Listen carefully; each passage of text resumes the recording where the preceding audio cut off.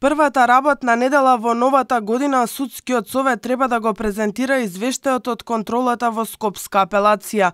За во среда е најавена првата седница за 2023 на Советот, а на дневниот ред меѓу другото се извештаите од работата на Скопскиот и Гостиварскиот апелационен суд.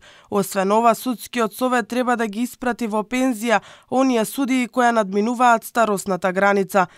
Тројца од членовите на судски треба да образложат зошто предметите по првостепената пресуда со месеци стојат во фиока и чекаат правосилност или поништување на одлуката од кривичниот суд.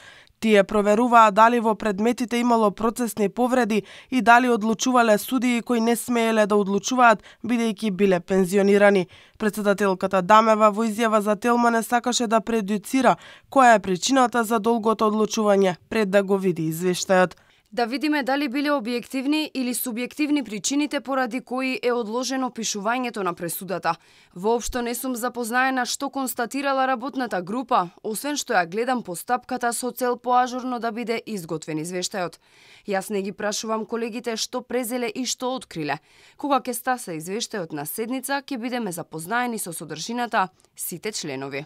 Месеци, а некогаш и години се потребни за апелација да ги потврди пресудите на кривичниот суд, но со години не се знае кој е критериумот по кој одлучуваат апелационите судии. Проверката во Скопска апелација на Судскиот совет дојде по укинатата 12 годишна затворска казна на Сашо Мијалков во случајот Таргет тврдина и реакциите во јавноста, предмет за кој се одлучуваше повеќе од година и пол. Освен за Таргет тврдина, проверката на членовите на судски треба да покаже зошто во апелација се постапувало бавно и по предметите Трезор, Транспортер и Алфа.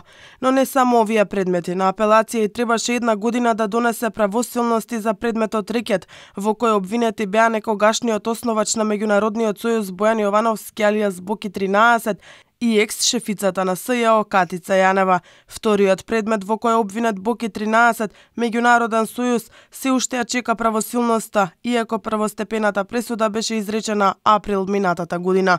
По изрекувањето на првостепената пресуда, кривичен има рок од 60 дена истата да ја напише, пошто почнуваат да течат роковите за поднесување жалби, иако од апелација се почесто се слуша дека роковите не се почитуваат.